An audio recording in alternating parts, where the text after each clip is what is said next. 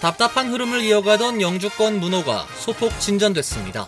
6월 영주권 문호에서 가족의 미는 1순위와 2비, 3순위에서 2달 이상 앞당겨졌으며 취업이 미는 2순위와 3순위가 진전했습니다. 40대 한인 남성이 장애가 있는 자녀를 심하게 학대한 혐의로 체포돼 중형을 선고받은 사실이 뒤늦게 알려졌습니다. 항소심 심리에서 용의자는 형량을 줄여달라고 요구했지만 검찰은 15년형을 요구했습니다. 대대적인 불체자 단속 작전을 벌여 1000명이 넘는 범법 이민자들이 체포됐습니다. 체포된 이민자 가운데는 살인 혐의로 유죄 판결을 받은 한인 남성도 포함되어 있는 것으로 알려졌습니다. 뉴저지 트랜짓 기관사 노조의 협상 마감 기한이 임박해지면서 대규모 파업 사태가 우려됩니다.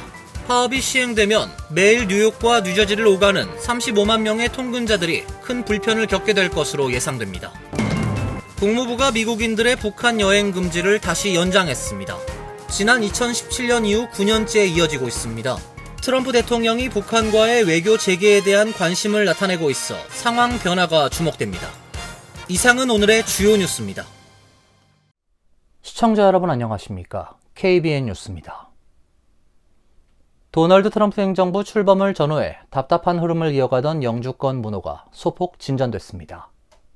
6월 영주권 문호에서 가족 이민은 1순위와 2비, 3순위에서 2달 이상 앞당겨졌으며 취업 이민은 2순위와 3순위가 진전했습니다. 국무부가 13일 발표한 2025년 6월 영주권 문호에 따르면 가족 이민 일부 순위의 비자 발급 우선일자 문호가 일제히 진전했습니다. 시민권자 미혼 자녀에 해당하는 가족이민 1순위 비자 발급 우선일자는 2016년 3월 15일에서 2016년 6월 8일로 2개월 3주 진전했습니다. 가족이민 2비순위 문호 역시 비자 발급 우선일자가 2016년 7월 22일에서 2016년 9월 22일로 2개월 진전했으며 가족이민 3순위의 비자 발급 우선일자는 2011년 4월 1일에서 2011년 6월 22일로 2개월 3주 앞당겨졌습니다. 반면 가족이민 2A 순위와 4순위는 비자 발급 우선일자와 가족이민 전 순위의 접수 가능 우선일자는 5월 문호와 같은 수준으로 동결됐습니다. 취업이민의 경우 2순위와 3순위 문호가 진전됐습니다. 취업이민 2순위 비자 발급 우선일자는 2023년 6월 22일에서 10월 15일로 앞당겨졌으며 2순위의 접수 가능 우선일자 역시 2023년 8월 1일에서 11월 15일로 진전했습니다. 취업이민 3순위 숙련직의 경우에는 비자 발급 우선일자만 1개월 1주 진전했습니다. 3순위 비숙련직 비자 발급 우선일자는 기존 2021년 5월 22일에서 6월 22일, 접수 가능 우선일자는 2021년 6월 22일에서 7월 22일로 각각 한 달씩 앞당겨졌습니다. 취업이민 4순위 종교이민 비자 발급 우선일자는 5월 문호와 마찬가지로 처리 불가 상태를 이어갔으며 접수 가능 우선일자는 2021년 2월 1일로 동결됐습니다. 반면 취업이민 1순위와 취업이민 5순위는 비자 발급과 접수 가능 우선일자 모두 오픈 상태를 유지했습니다. 40대 한인 남성이 장애가 있는 자녀를 심하게 학대한 혐의로 체포돼 중형을 선고받은 사실이 뒤늦게 알려졌습니다. 지난 6일 열린 항소심 심리에서 용의자는 형량을 줄여달라고 요구했지만 검찰은 1심 판결 형량도 부족하다며 15년형을 요구했습니다. 버지니아주 러셀 카운티 셰리프국에 따르면 44세 한인 남성 마이클 박 씨가 지난 2023년 1월 아동 학대 혐의로 체포된 사실이 드러났습니다. 당시 박 씨는 장애가 있는 16세 자녀를 난방도 되지 않는 트레일러에 수개월간 방치했으며 결국 심각한 동상으로 양쪽 다리를 절단해야 하는 비극적인 상황에 이르게 한 혐의로 기소됐습니다. ABC7 뉴스는 박 씨는 당시 노스캐롤라이나주 포사이스 카운티에서 체포됐으며 박 씨의 동거녀인 레베카 브랩너도 버지니아주 거주지에서 체포돼 동일한 혐의로 기소됐다고 보도했습니다.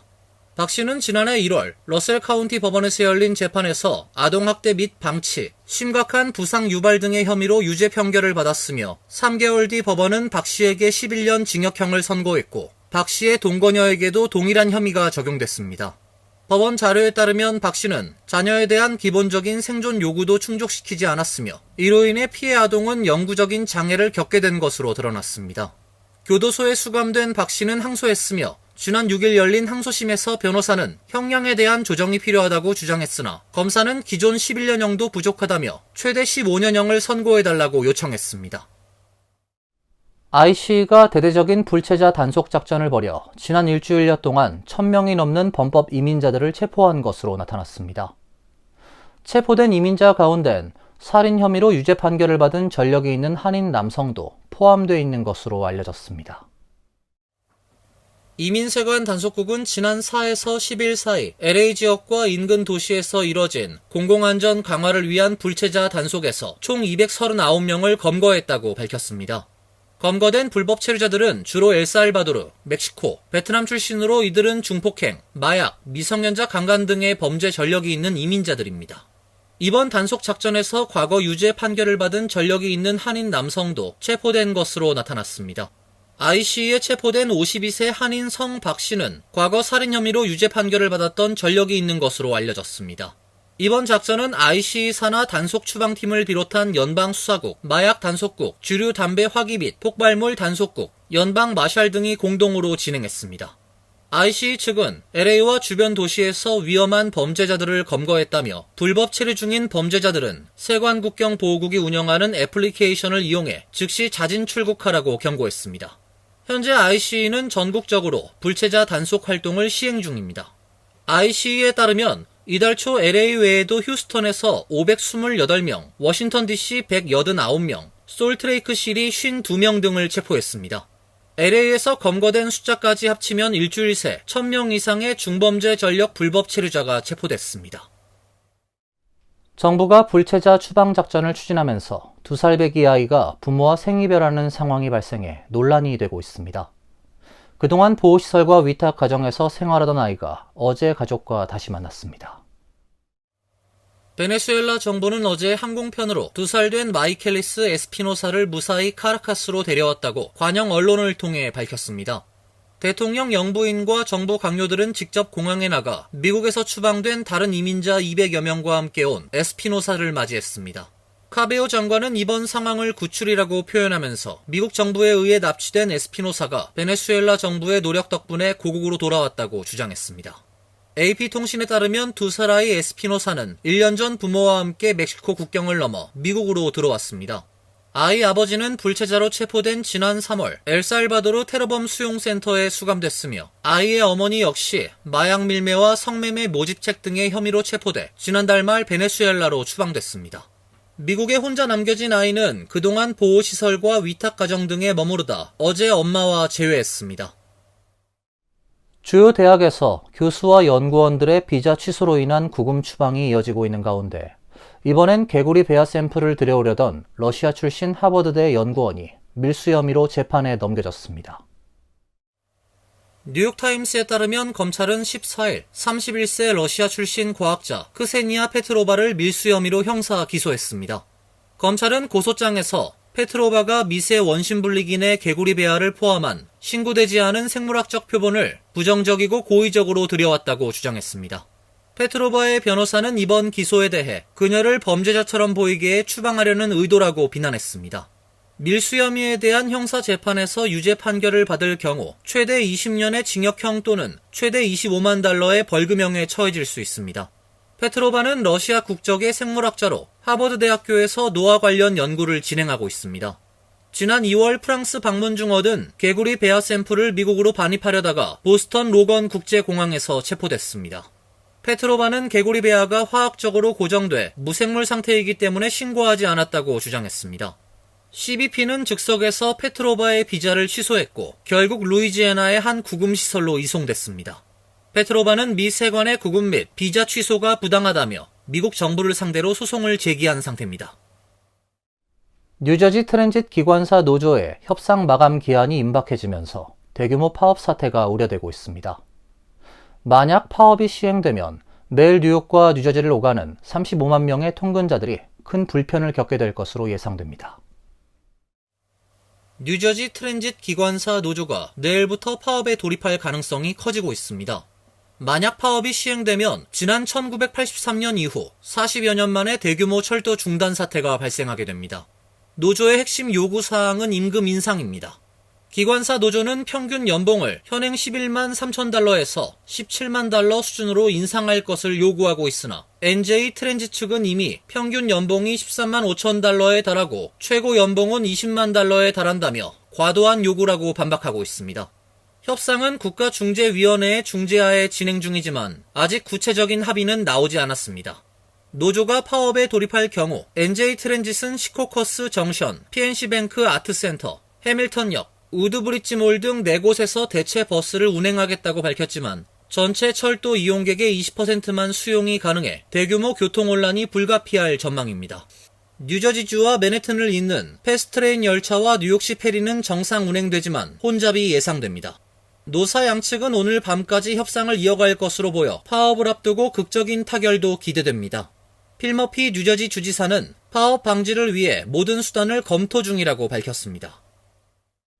뉴욕 맨해튼 아파트 임대료가 사상 최고치를 이어가고 있습니다. 여름을 앞두고 임차 수요가 높아진 가운데 신규 공급이 없어 가격은 당분간 더 오를 전망입니다. 뉴욕시 세입자들은 소득의 55%를 임대료에 지불하고 있는 것으로 나타났습니다. 블룸버그 통신에 따르면 지난달 맨해튼 신규 임대 계약의 평균 렌트 가격은 $4,500로 집계됐습니다. 사상 최고치를 기록한 지난 2월과 같은 수준입니다. 부동산 평가회사 밀러 세뮤얼에 따르면 지난달 신규 임대 계약은 평균적으로 공시된 가격보다 2.4% 더 높은 금액으로 체결됐는데 이는 회사가 시장을 모니터링해온 지난 수십 년 가운데 가장 높은 수준입니다.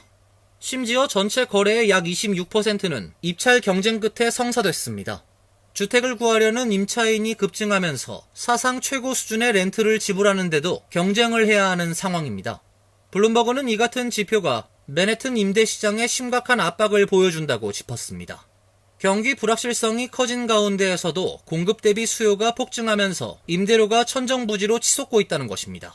밀러 세뮤얼의 조나단 밀러 대표는 아직 시장 완화의 조짐이 보이지 않는다며 지금의 주택 임대료 상승이 일시적인 현상이 아니라 구조적인 문제에서 비롯된 만큼 위기에 종착점이 없다고 경고했습니다. 맨해튼 외곽 지역의 임대료는 혼조세입니다.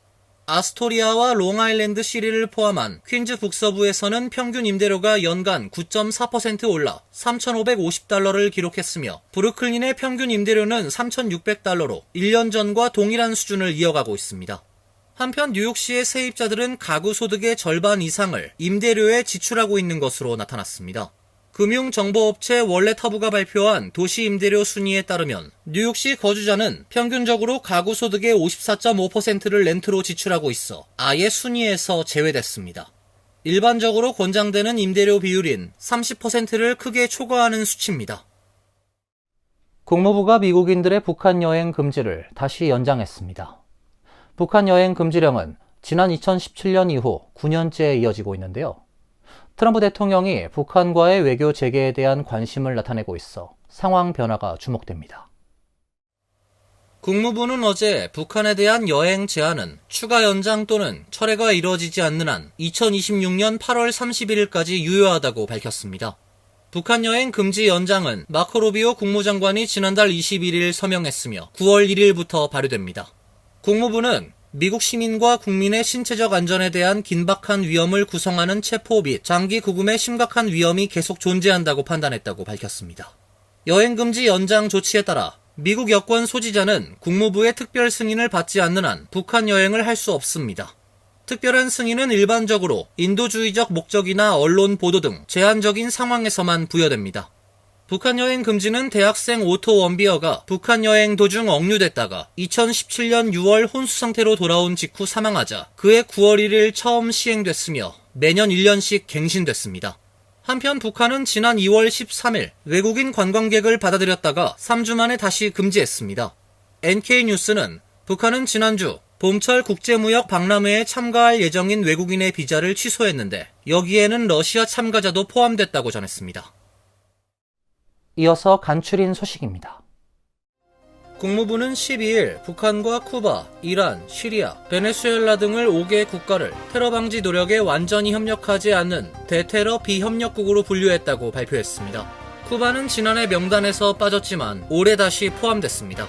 국무부는 쿠바의 테러 관련 혐의를 받는 미국인 도주자들이 최소 11명 있으며 쿠바 당국이 이들 송환 논의에 협조하지 않고 있다고 설명했습니다. 북한은 1987년 11월 대한항공 858편 폭파 사건 이후 1988년부터 2008년까지 테러 지원국으로 지정됐으며 2017년 김정은 국무위원장이 이복 형인 김정남이 말레이시아 공항에서 암살된 사건에 대응하여 북한을 테러 지원국으로 재지정한 이후 매년 북한을 테러 지원국으로 지정해왔습니다. 인터넷 매체 악시오스 등에 따르면 의회 예산처는 지난달 공개한 보고서에서 2025에서 2034년 진행될 국방 및 에너지 관련 부처들의 핵무기 관련 계획 규모가 총 9,460억 달러에 이른다고 추산했습니다. 항목별로는 핵전력 운용, 유지와 관련 지원 제공에 3,570억 달러, 전략 전술핵 투발 수단 현대화에 3,090억 달러가 들어갈 것으로 평가됐습니다.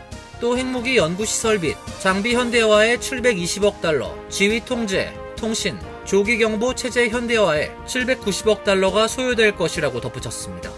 미국은 미소 냉전 이후 수십 년간 새 핵무기 등을 개발 배치하지 않고 기존 체계의 수명을 연장시켜왔지만 일부 핵 전력은 사용 연한이 다해가고 있어 관련 비용 상승 급증하고 있습니다. 뉴욕타임스에 따르면 하버드대는 다음 회계연도가 시작되는 7월 1일부터 가버 총장의 급여가 25% 삭감된다고 밝혔습니다. 가버 총장의 정확한 연봉은 공개되지 않았지만 전임자들은 약 100만 달러의 연봉을 받았습니다.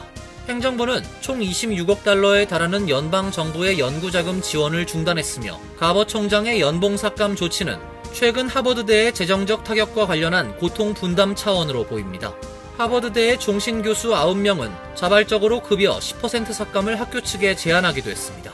재정적 타격을 받은 하버드대는 교직원에 대한 성과급 인상을 보류하고 신규 채용을 중단하는 등 자구책을 마련하고 있습니다. 뉴욕시장 예비선거가 40여일 앞으로 다가온 가운데 민주당 후보 경선에 나선 앤드류 쿠오모 전 주지사의 지지율이 부동의 선두를 유지하고 있는 것으로 나타났습니다.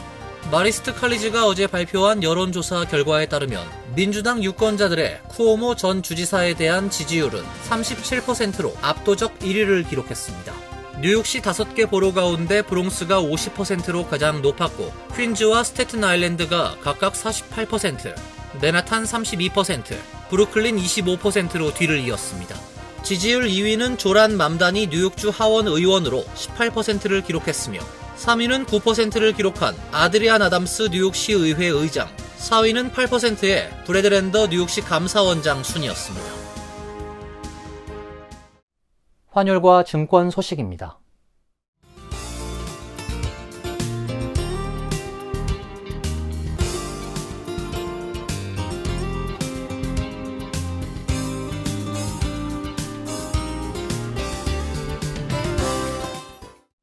이어서 날씨입니다. 내일은 흐린 가운데 천둥과 번개를 동반한 소나기가 내리겠습니다. 낮 최고 기온 73도, 섭씨 23도, 밤 최저 기온은 64도, 섭씨 18도로 예상됩니다. 토요일은 구름이 많은 흐린 날씨가 예상됩니다. 일요일은 대체로 맑은 날씨가 예상됩니다. 이상으로 KBN 뉴스를 마칩니다. KBN과 함께 즐거운 시간 되시길 바랍니다. 동부 최대 한인방송 KBN이 제작하는 KBN 뉴스는 웹사이트 mykbn.com 그리고 유튜브와 페이스북에서 다시 보실 수 있습니다. 좋아요, 구독, 알림 설정은 뉴스 제작에 큰 도움이 됩니다.